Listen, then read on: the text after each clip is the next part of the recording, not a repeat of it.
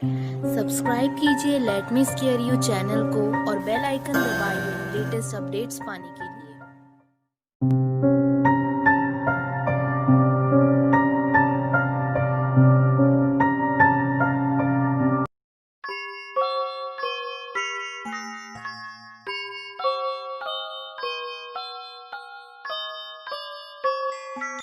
तो दोस्तों, आज आपका एक बार फिर से स्वागत है हमारे channel let me square you में।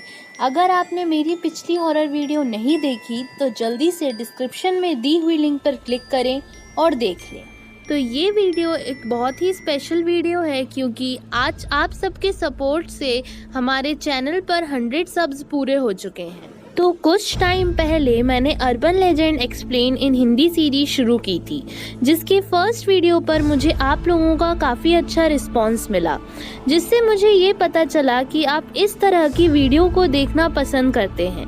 अब जो लोग ये नहीं जानते कि मैंने इस सीरीज़ की फर्स्ट वीडियो किस टॉपिक पे बनाई है, वो आई बटन पर क्लिक कर इस वीडियो को देख सकते हैं।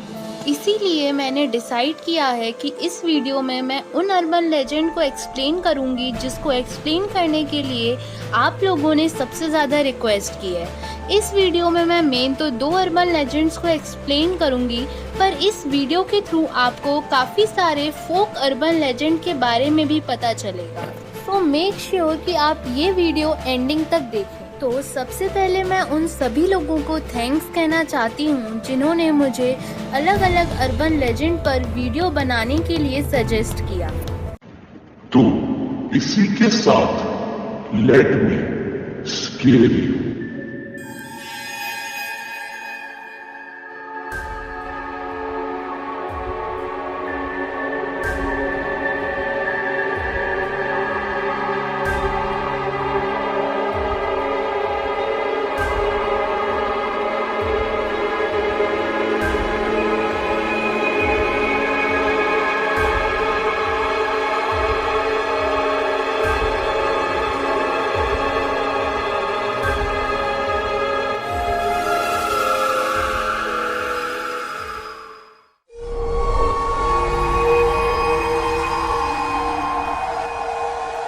आज हम जिस अर्बन लेजेंड की सबसे पहले बात करने वाले हैं वो है ब्लडी मैरी। ये वो अर्बन लेजेंड है जिसने बहुत कम टाइम में लोगों के बीच काफ़ी पॉपुलैरिटी हासिल कर ली।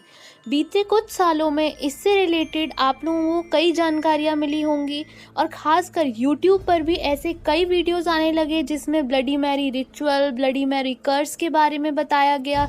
यहाँ तक कि लोगों ने ब्लडी मैरी चैलेंज को दिन के अलग अलग वक्त खेलकर भी आपको बताया। इस वीडियो में मैं आपको ब्लडी मैरी चैलेंज के बारे में तो बताऊंगी, उस रिचुअल को भी अच्छी तरह समझाऊंगी जो आपने ज़्यादातर यूट्यूब चैनल्स पर देखा होगा या आपने इंटरनेट पर उसके बारे में पढ़ा होगा। पर इसके साथ साथ मैं आपको ऐसे ब्लडी मैरी से रिलेटेड फैक्ट्स के बारे में भी बताऊंगी जो शायद आपने कहीं पर भी नहीं सुने होंगे। तो मैं नहीं चाहती कि ये वीडियो ज़्यादा लंबी खिंचे, इसलिए मैं आपको उन सभी रिचुअल्स के बारे में बहुत शॉर्ट में बताऊंगी जिनके बारे में आप पहले से जानते हैं। मैं मेन उन टॉपिक्स पे फोकस करूंगी जिनके बारे में या तो आप नहीं जानते या बहुत कम जानते हैं। अगर हम लोगों की माने तो ब्लडी मैरी एक ऐसी पैरानॉर्मल एंटिटी या घोस्ट है जिसे हम बुलाकर अपने फ्यूचर के बारे में जान सकते हैं। इसे बुलाने के लिए एक सिंपल रिचुअल को फॉलो करना पड़ता है। तो इस रिचुअल को रात के 12 से 3 के बीच में परफॉर्म किया जाता है। इसके लिए आपको रात के 12 बजे के बाद अपने हाथ में एक कैंडल लेकर अपने घर के बाथरूम में जाना होता है और ये ज़रूरी है कि आपके बाथरूम में एक शीशा हो। आपको उस शीशे के सामने खड़े हो जाना है और ब्लडी मैरी का नाम बार बार रिपीट करना है। कई लोग कहते हैं कि आपको 13 टाइम्स, कई लोग कहते हैं कि आपको 3 टाइम्स इसके नाम को रिपीट करना होता है, जिसके बाद आपके साथ कुछ पैरानॉर्मल चीज़ें हो सकती हैं। लोगों का तो ये भी कहना है कि अगर आप ब्लडी मैरी को समन करते वक्त शीशे में देखकर उसके नाम के साथ अगर ये भी कहेंगे कि आई स्टील योर बेबी, तो भी वो आपके सामने ज़रूर आएगी। अगर इसके बाद आपकी कैंडल अचानक से बुझ जाए और कैंडल बुझते वक्त आपको अपने सामने कोई इवल एंटिटी दिखाई दे, तो इसका मतलब ये है कि आपने ब्लडी मैरी को समन कर लिया है। इस प्रोसेस में ऐसा भी हो सकता है कि आपने कोई अच्छी एंटिटी को समन किया हो जो आपको आपके फ्यूचर के बारे में बताए, पर 90% केसेस में तो आप एक इवल एंटिटी को ही समन कर लेते हैं। दुनिया भर में ऐसे ही कई दावे लोगों ने किए कि उन्होंने इस रिचुअल को परफॉर्म कर कर ऐसी ही एक इवल एंटिटी को समन कर लिया, और उन्होंने ये भी कहा कि ये इवल एंटिटी आपके सामने आने के बाद आपको मिरर के अंदर खींचने की कोशिश करती है या आपकी सोल को अपने साथ ले जाती है, जिसके बाद आप उसी मिरर के अंदर हमेशा के लिए कैद हो जाते हैं। तो ये तो थे वो रिचुअल्स जिनके बारे में आप पहले से ही जानते होंगे। अब मैं आपको अपनी पर्सनल थ्योरीज के बारे में बताऊंगी, कुछ फैक्ट्स के बारे में बताऊंगी। अब इस रिचुअल को अच्छी तरह समझ लेने के बाद आपके मन में काफ़ी सारे सवाल आएंगे, तो मैं कोशिश करूंगी कि मैं आपके ज़्यादातर सवालों के जवाब इस वीडियो में दे सकूं। तो पहला सवाल तो आपके दिमाग में ये आ रहा होगा कि क्या जो हमने मिरर में देखा, जो डिस्टॉर्टेड फेसेस हमने मिरर में देखे, क्या सच में वो कोई इवल एंटिटी है? कहीं ऐसा तो नहीं हम हेल्यूसिनेट कर रहे हो या वो हमारी इमेजिनेशन हो? तो इसको समझने के लिए मैं आपको बताऊंगी गियोवानी कैपेचो ऑफ यूनिवर्सिटी ऑफ यूर्बिन की एक रिपोर्ट, जिसमें उन्होंने ऐसे ही एक फिनोमिना को स्ट्रेंज फेस इल्यूजन का नाम दिया है। उनका कहना है कि जब भी हम मिरर में कोई फेस या कोई इमेज को 10 से 20 मिनट तक देखते हैं तो वो इमेज डिस्टॉर्ट होना शुरू हो जाती है। अब आप इस फिनोमिना को ट्रॉक्सलर इफेक्ट के थ्रू भी समझ सकते हैं, जिसके लिए आपको स्क्रीन पे दिख रहे विजुअल इल्यूजन को ध्यान से देखना है। आपको बीच में दिख रहे प्लस साइन पर फोकस करना है और थोड़ी देर बाद जो पिंक कलर के डॉट्स आपको इनिशियली दिखाई दे रहे हैं वो फेड हो जाएंगे और आखिर में आपको या तो ग्रीन कलर का या ग्रे कलर का डॉट दिखाई देगा। कुछ यही प्रोसेस हमारे साथ तब होती है जब हम मिरर में अपनी इमेज या किसी इमेज को बहुत देर तक देखते हैं और हमें ऐसा लगने लगता है कि हमारे साथ कोई पैरानॉर्मल घटना हो रही है। अब दूसरा सवाल जो आपके मन में आ रहा होगा वो ज़रूर ये होगा कि क्यों हम ब्लडी मैरी रिचुअल में कैंडल्स और मिरर्स का ही यूज़ करते हैं। तो इसका एक्सप्लेनेशन ये है कि पुराने टाइम में लोगों का ये मानना था कि अगर हम रात में अपने कैंडल्स हाथ में लेकर मिरर में देखें तो हमें फ्यूचर दिखाई देता है, जिसमें लोग इसका इस्तेमाल अपने फ्यूचर हस्बैंड्स को देखने के लिए करते थे। और अगर हमें इसी बीच मिरर में कोई ग्रिम फेस दिखाई देता है तो इसका ये मतलब है कि आपकी बहुत जल्दी मौत होने वाली है। तो अब तीसरा सवाल जो आपके मन में आ रहा होगा कि आखिर ब्लडी मैरी है कौन। तो अब मैं आपको बताऊंगी कि ब्लडी मैरी रियल में कौन है। तो रियल में ब्लडी मैरी इंग्लैंड के किंग हेनरी 8 की ओनली डॉटर थी। इनका रियल नाम मैरी ट्यूडर था। आगे जाकर मैरी ट्यूडर इंग्लैंड की फर्स्ट क्वीन बनी, जिन्होंने अपने मरने तक लोगों के बीच राज किया। हिस्टोरियंस का कहना है कि क्वीन मैरी ने इंग्लिश ट्रेडिशन को बचाने के लिए रोमन कैथोलिक्स और प्रोटेस्टेंट्स को पनिशमेंट दी थी। उस टाइम पर जिंदा जलाने की पनिशमेंट दी जाती थी और मैरी ने कई लोगों को ये सज़ा दी थी, जिसके बाद लोगों के मन में मैरी को लेकर खौफ था, जिससे उनका नाम क्वीन मैरी से ब्लडी मैरी हो गया। तो अब चौथा और सबसे ज़रूरी सवाल जो आपके मन में आ रहा होगा कि इसका ये मतलब है कि ब्लडी मैरी कोई है ही नहीं। पर आप लोगों में से ज़्यादातर लोगों ने ऐसी कोई कहानी सुन रखी होगी कि ब्लडी मैरी एक विच थी। तो जो स्टोरी लोगों के बीच ब्लडी मैरी से रिलेटेड सबसे ज़्यादा पॉपुलर है वो कुछ ऐसी है कि ब्लडी मैरी नाम की एक चुड़ैल एक गांव में रहा करती थी और लोगों का कहना था कि वो बच्चों को मारती थी। लोगों का कहना ये था कि वो चुड़ैल बच्चों को मारती थी क्योंकि वो सेटन की वर्शिप करती थी, जिसके लिए उसे बच्चों की बलि देनी पड़ती थी। और हुआ भी कुछ ऐसा ही। जब गांव में बच्चे गायब होने लगे तो गांव के लोगों ने बच्चों को ढूंढने की कोशिश की, पर वो गांव में कहीं नहीं मिले। इसके बाद गांव के सारे लोगों ने ये डिसाइड किया कि वो ब्लडी मैरी के घर पर जाकर बच्चों को ढूंढेंगे और अगर बच्चे उन्हें वहाँ मिलते हैं तो इसके बदले में वो उसे सजा देंगे। लोग थोड़ा डरे भी हुए थे, फिर भी उन्होंने हिम्मत कर वहाँ जाकर देखा तो उन्हें वहाँ पर बच्चों की लाश मिली। इसके बाद उन्होंने ब्लडी मैरी को जान से मार दिया। जान से मारते वक्त ब्लडी मैरी ने लोगों को ये श्राप दिया कि वो वापस आकर उनके बच्चों को मार डालेगी। अब आप में से ज़्यादातर लोगों ने यही कहानी सुन रखी होगी, पर इस कहानी में हम जिस चुड़ैल को ब्लडी मैरी कह रहे हैं वो रियल में ब्लडी मैरी नहीं है, वो हेल मैरी है। और जिस कर्स को हम ब्लडी मैरी कर्स बोलते हैं वो रियल में हेल मैरी कर्स है। अब हेल मैरी को बुलाने के लिए ब्लडी मैरी जैसा ही एक रिचुअल परफॉर्म किया जाता है, जिसमें हम एक कैंडल को लेकर रात में शीशे के सामने जाते हैं। पर ये रिचुअल ब्लडी मैरी रिचुअल से थोड़ा सा डिफरेंट है।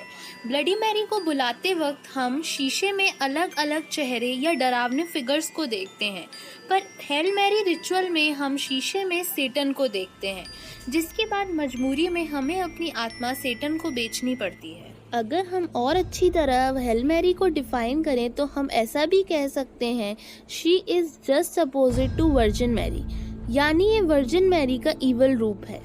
काफ़ी कुछ पढ़ने और समझने के बाद मुझे ऐसा पता चला कि कभी अगर एंटी क्राइसिस धरती पर आएगा तो उसका कारण बनेंगी हेल मैरी और उसके जैसी और भी कई विचेस। वैसे तो एंटी क्राइस्ट और विचेस जैसे टॉपिक पर एक पूरी वीडियो बन सकती है और फ्यूचर में मैं कोशिश करूंगी कि जल्द से जल्द आपके लिए ऐसी वीडियो लेकर आऊं। पर जो लोग एंटी क्राइस्ट के बारे में नहीं जानते तो मैं उन लोगों को ब्रीफली इसके बारे में बता देती हूँ। जब शैतान इंसान का रूप लेकर इस धरती पर आएगा और जिसके बाद सारी धरती खत्म हो जाएगी और इस धरती पर शैतानों का राज होगा, हम उसी रूप को एंटी क्राइस्ट बोलते हैं। अब यहाँ से आप दो चीज़ें तो अच्छी तरह समझ गए होंगे, पहला तो ब्लडी मैरी रिचुअल और दूसरी चीज़ जो आपने यहाँ समझी कि कैसे एक न्यू पैरानॉर्मल गेम फॉर्म होता है, कैसे रियल पैरानॉर्मल गेम्स चेंज हो जाते हैं और कैसे एक नया पैरानॉर्मल गेम्स हम सबके सामने आ जाता है। अब मैं आपको एक ऐसे अर्बन लेजेंड के बारे में बताऊंगी जिसे जापान में ब्लडी मैरी कहा जाता है। इसका रियल नाम है हनाको-सान। जापान में ये अर्बन लेजेंड बहुत फेमस है। लोगों का कहना है कि इस छोटी बच्ची की एक स्कूल के बाथरूम में मौत हो गई थी, जिसके बाद ये जापान के ज़्यादातर स्कूल्स के बाथरूम को हॉन्ट करती है और वहाँ पर आने वाले लोगों को जान से मार देती है। अब आप लोग सोच रहे होंगे कि हनाको-सान और ब्लडी मैरी में क्या क्या सिमिलैरिटी है, तो अब मैं आपको इसमें दो सिमिलैरिटी बताऊँ। पहली सिमिलैरिटी तो ये है कि ये स्कूल बाथरूम्स को हॉन्ट करती है। अब जैसा कि आपको याद होगा कि हम ब्लडी मैरी रिचुअल को भी बाथरूम में ही परफॉर्म करते हैं। और दूसरी सिमिलैरिटी ये है कि आप हनाको-सान को डायरेक्टली नहीं देख सकते, वो आपको बाथरूम्स में मिरर्स में दिखाई देती है, जैसे कि आप ब्लडी मैरी को केवल मिरर में ही देख सकते थे। तो अब बात करते हैं हमारी इस मेगा वीडियो के सेकंड मेन अर्बन लेजेंड के बारे में।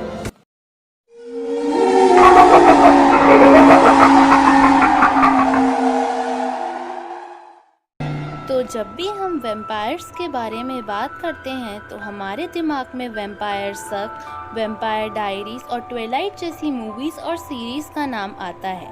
पर इस वीडियो में मैं आपको कुछ ऐसी चीज़ें बताऊंगी वैम्पायर से रिलेटेड जो आपने किसी भी मूवीज़ या सीरीज़ में नहीं सुने होंगे। तो सबसे पहले बात करते हैं कि ये अर्बन लेजेंड लोगों के बीच कैसे इतना फेमस हो गया। अब इसके लिए हमें जानना पड़ेगा एक राइटर के बारे में। अब आप लोग सोचेंगे कि एक राइटर का इस अर्बन लेजेंड से क्या relation. I know it might sound weird, पर ये जानना ज़रूरी है। तो इस ऑथर का नाम है अब्राहम ब्रैम स्टोकर। ये एक आयरिश ऑथर है जिनकी 1897 में आई गॉथिक हॉरर नॉवेल ड्रैकुला बहुत फेमस हुई थी। इस नॉवेल के बाद ही ये अर्बन लेजेंड लोगों के बीच पॉपुलर हुई। अब इंटरेस्टिंग बात ये है कि अब्राहम ब्रैम स्टोकर ने अपनी नॉवेल में ड्रैकुला कैरेक्टर को एक रियल लाइफ कैरेक्टर से इंस्पायर होकर लिखा है। अब ये फिक्शनल कैरेक्टर जिस रियल लाइफ कैरेक्टर पर बेस्ड है उसका नाम है व्लैड III। इन्हें व्लैड द इम्पेलर के नाम से भी जाना जाता और ये वेलेचिया के प्रिंस थे। अब हिस्टोरियंस का कहना है कि लोग इन्हें वैम्पायर्स से इसलिए कंपेयर करते हैं क्योंकि इनका अपने दुश्मनों को मारने का तरीका काफ़ी अलग था। ये अपने दुश्मनों को बहुत टॉर्चर कर मारते थे और उसके बाद कई लोगों का कहना है कि ये उनके खून में ब्रेड डुबोकर खाते थे या उनका खून पीते थे। अब इनसे रिलेटेड एक और बात जो बहुत फेमस है वो ये है कि इनका एक कासल हुआ करता था। वो कासल को लोग वैम्पायर कासल बोलते थे। वो कासल इतना डरावना था जिसकी वजह से उसमें टूरिस्ट तक का जाना अलाउड नहीं था। और हैरानी की बात तो ये है कि व्लैड ने अपने पूरे जीवन काल में उस कासल में कभी कदम नहीं रखा। अब मैं आपको बताऊंगी कि कैसे अलग अलग रिलीजन्स में वैम्पायर्स को डिफ़ाइन किया जाता है और आखिर में हम बात करेंगे एक कंबाइंड थ्योरी के बारे में जिसके थ्रू आप इस अर्बन लेजेंड को और अच्छी तरह समझ सकते हैं। तो अब अगर हम अलग अलग रिलीजन्स की बात कर ही रहे हैं तो सबसे पहले मैं आपको बताऊंगी कि इंडिया में वैम्पायर्स को किस तरह से डिफ़ाइन किया जाता है। तो हिंदू माइथोलॉजी में वैम्पायर्स को भूत प्रेत की तरह ही एक ऐसे मरे हुए व्यक्ति की आत्मा के रूप में डिफ़ाइन किया जाता है जिसकी मौत समय से पहले हो जाती है और ये आत्मा मरी हुई लाशों के आसपास घूमती है और जिंदा व्यक्तियों का खून पीती है। और ख़ासकर अगर हम नॉर्थ इंडिया की बात करें तो उसमें वैम्पायर लाइक क्रीचर्स को ब्रह्म राक्षस बोला जाता है।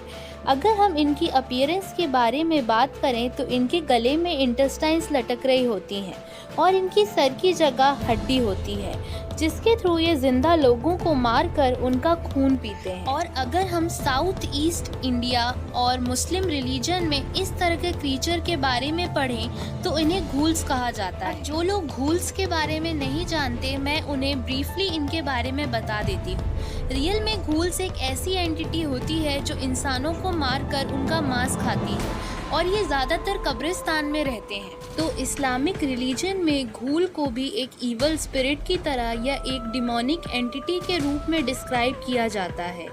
इस्लाम में इसे स्पेशली जिन कहा जाता है। खैर मैं इस टॉपिक पर किसी और वीडियो में बात करूंगी, पर यहाँ मैं आपको एक बात और बताना चाहती हूँ, वो ये है कि हम इस अर्बन लेजेंड को समन कैसे कर सकते हैं। तो इसके लिए हमें अपने खून से एक सिंबल बनाना पड़ता है। इस सिंबल को आप स्क्रीन पर देख सकते हैं। यही सिंबल बनाने के बाद घूल हमारे वर्ल्ड में आ जाता है और जो इंसान के गिल्ट को यूज़ कर उसको मार देता है। अब इसकी एक सुपरनैचुरल पावर के बारे में मैं आपको और बताना चाहती हूँ। वो ये है कि घूल जिसका भी मांस खाता है वो उसका रूप ले सकता है। अब जो लोग इस अर्बन लेजेंड के बारे में और जानना चाहते हैं वो इंडियन वेब सीरीज़ देख सकते हैं। ये वेब सीरीज़ 2018 में आई थी और इस वेब सीरीज़ का नाम है घूल। ये वेब सीरीज़ नेटफ्लिक्स पर भी अवेलेबल है। तो ये तो मैंने आपको बताया कि इंडिया में कैसे अलग अलग रिलीजन्स में वैम्पायर्स को डिफ़ाइन किया जाता है। तो अब बात करते हैं हम जापान के बारे में। तो जापान तो आप लोग जानते ही हैं कि अलग अलग अर्बन लेजेंड्स के लिए वर्ल्ड में फेमस है। पर अगर हम बात करें जापान में तो जापान में बिल्कुल वैम्पायर जैसा तो कोई क्रीचर नहीं मिलता, पर एक अर्बन लेजेंड है जो कई मायनों में वैम्पायर्स की तरह है। इस अर्बन लेजेंड का नाम है नूरे ओन्ना। तो नूरे ओन्ना एक ऐसी अर्बन लेजेंड है जिसका आधा शरीर सांप का और आधा शरीर इंसान का है। ये समुद्र में रहती है और दंत कथाओं में ऐसा बताया जाता है कि ये समुद्र में आने वाले सैलानियों को मारकर उनको खा जाती है और उनका खून भी पीती है।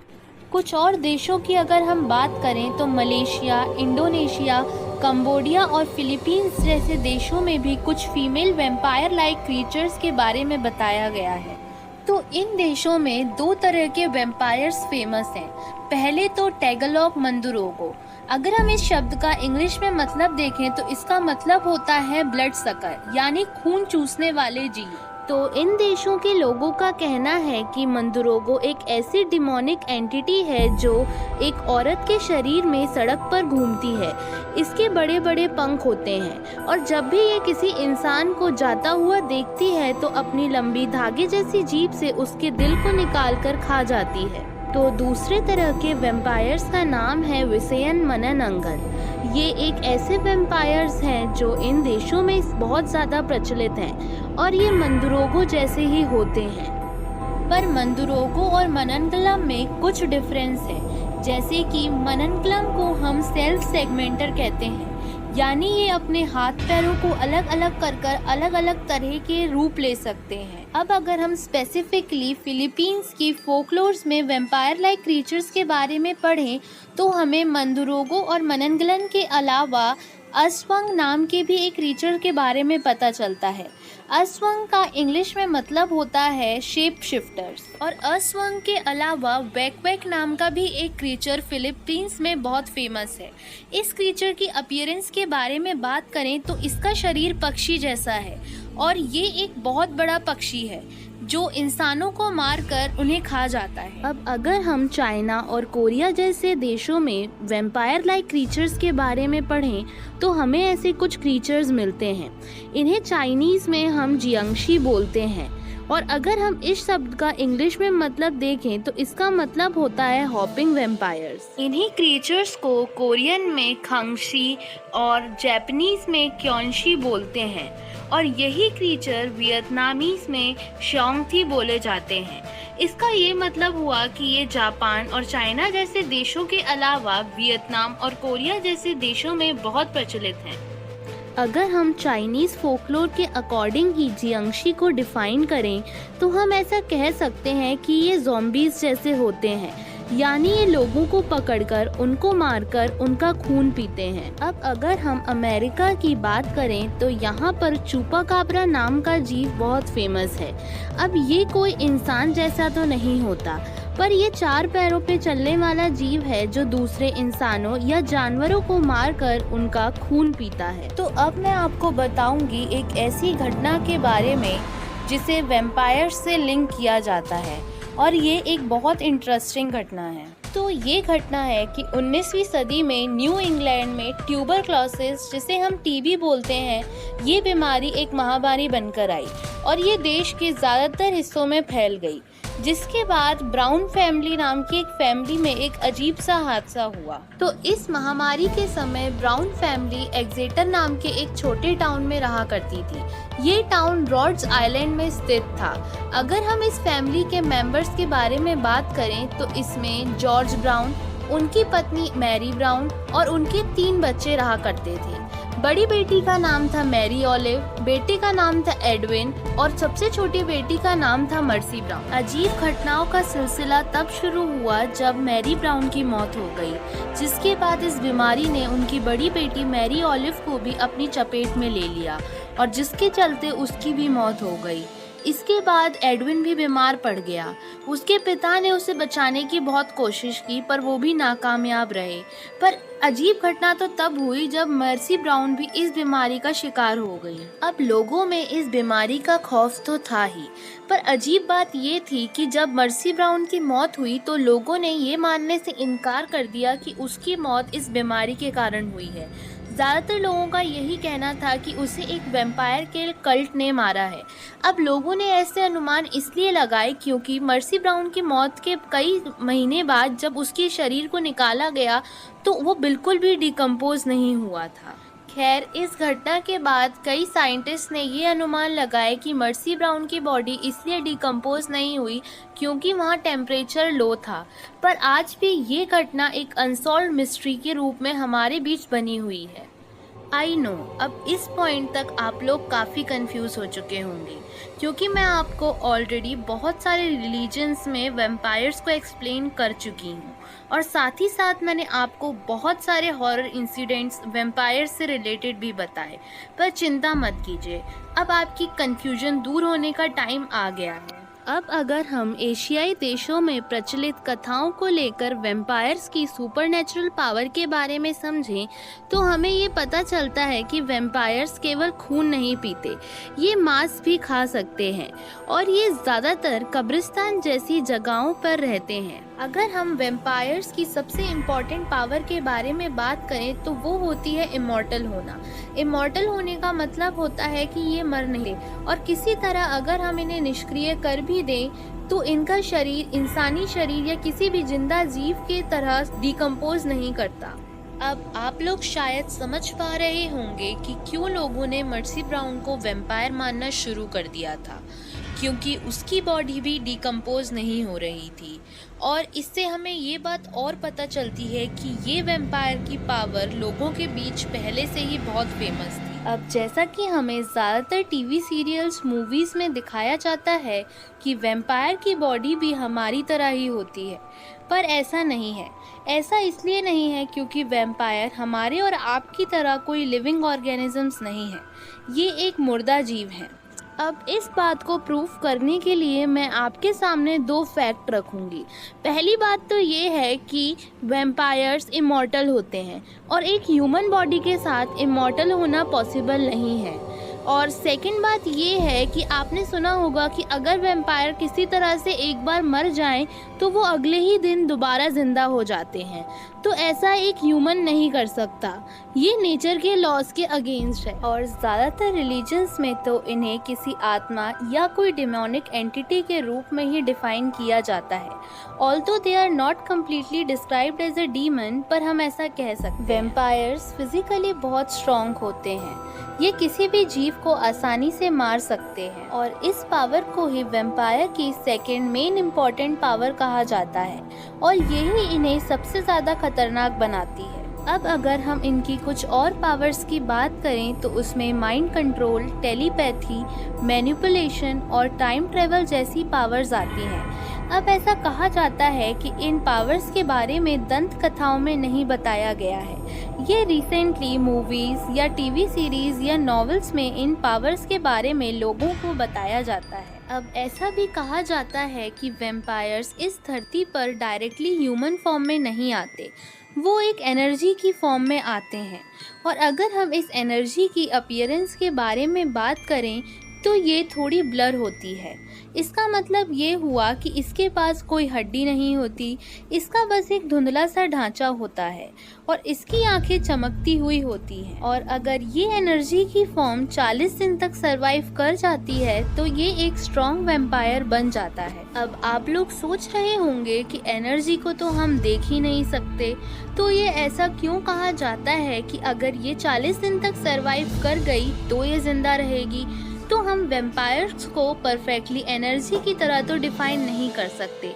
हम ऐसा कह सकते हैं कि जैसे हमें इस धरती पर आने के लिए एक ह्यूमन बॉडी की ज़रूरत होती है, वैसे ही इन्हें भी एक बॉडी की ज़रूरत होती है और इसी बॉडी को डेवलप होने में 40 दिन का समय लगता है।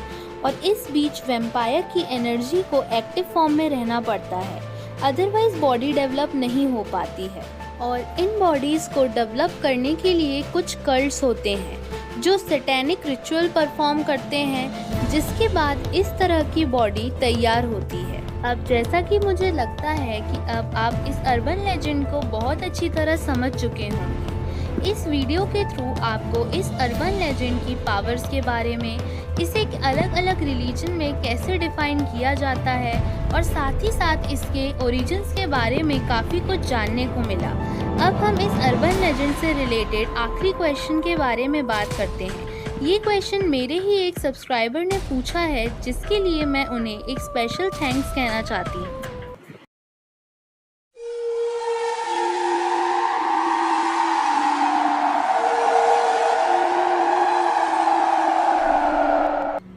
वैम्पायर्स को हम मार तो नहीं सकते, पर हम उन्हें टेम्परेरी ख़त्म कर सकते हैं, ये मैं आपको बता चुकी हूँ।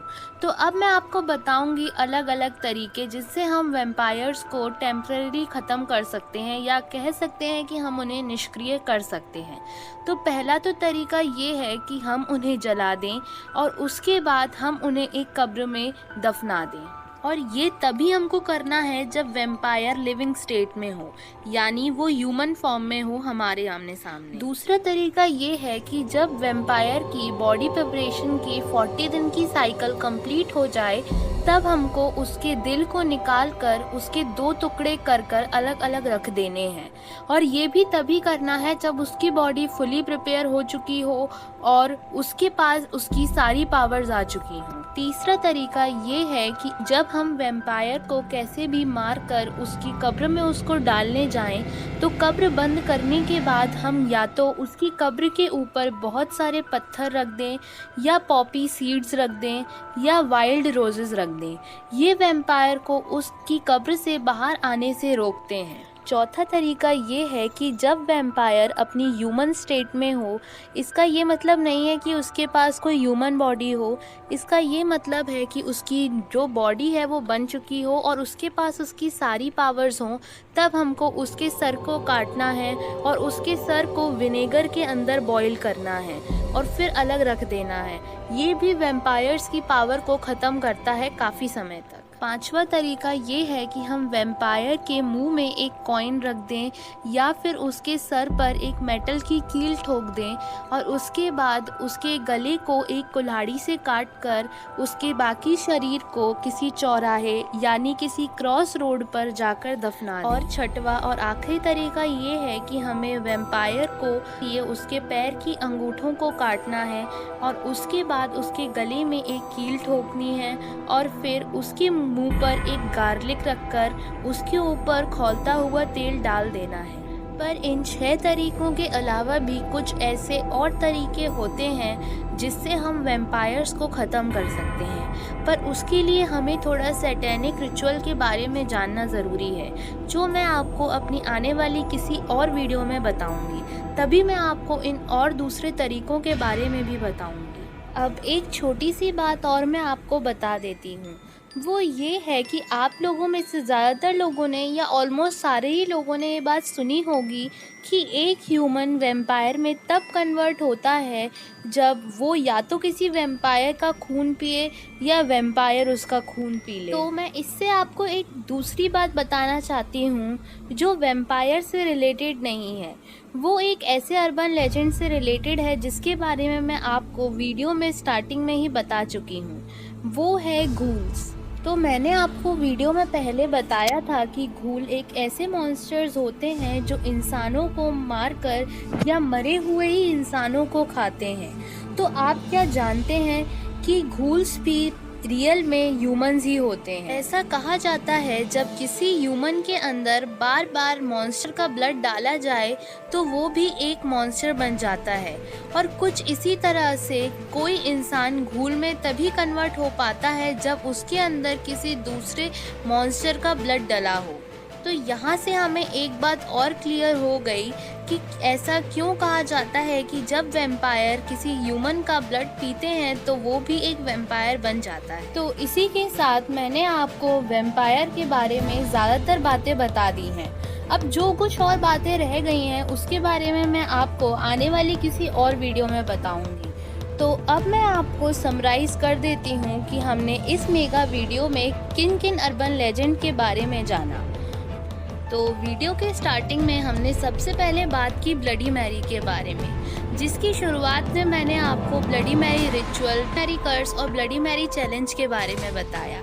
जिसके बाद मैंने आपको रियल ब्लडी मैरी के बारे में बताया और ब्लडी मैरी चैलेंज के अलग अलग स्टेप्स को भी डिटेल में समझाया, जिसमें मैंने आपको कुछ रिपोर्ट्स के बारे में बताया, ट्रॉक्सलर इफ़ेक्ट के बारे में बताया, और इसके बाद मैंने आपसे बात की हेल मैरी के बारे में, और हेल मैरी के ओरिजिन्स के बारे में भी मैंने आपको बताया। इस बीच मैंने आपको विचेस और एंटी क्राइस्ट के बारे में भी छोटी सी जानकारी दी, और इसके बाद मैंने आपको एक जापान की अर्बन लेजेंड के बारे में बताया जिसका नाम है हनाको सान, और मैं ब्लडी मैरी और हनाको सान के बीच में काफ़ी कुछ सिमिलैरिटी भी बताई। इसके बाद मैंने आपको हमारी इस मेगा वीडियो के सेकंड मेन अर्बन लेजेंड के बारे में बताया जिसका नाम है वैम्पायर, जिसकी स्टार्टिंग में मैंने आपको एक आयरिश ऑथर के बारे में बताया जिनका नाम है अब्राहम ब्रैम स्टोकर, और उनकी एक गॉथिक हॉरर नॉवेल ड्रैकुला के बारे में भी बताया। इसके बाद मैंने आपको एक रियल लाइफ वैम्पायर के बारे में बताया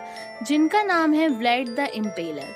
ये वेलेचिया के प्रिंस थे, और मैंने इसके बाद ये भी बताया कि क्यों इन्हें एक रियल लाइफ वैम्पायर कहा जाता था। इसके बाद मैंने अलग अलग रिलीजन्स में वैम्पायर लाइक मिथिकल क्रिएचर्स के बारे में भी बताया, जिसमें मैंने सबसे पहले हिंदू रिलीजन में ब्रह्म राक्षस के बारे में बताया और मुस्लिम रिलीजन्स में घूल को भी अच्छी तरह एक्सप्लेन किया। इसके बाद मैंने आपसे कंबोडिया, मलेशिया, इंडोनेशिया और फिलीपींस जैसे देशों में फीमेल वैम्पायर लाइक क्रीचर्स के बारे में बात की, जिसमें सबसे पहले हमने टैगलॉग मंदरोगो के बारे में बात की।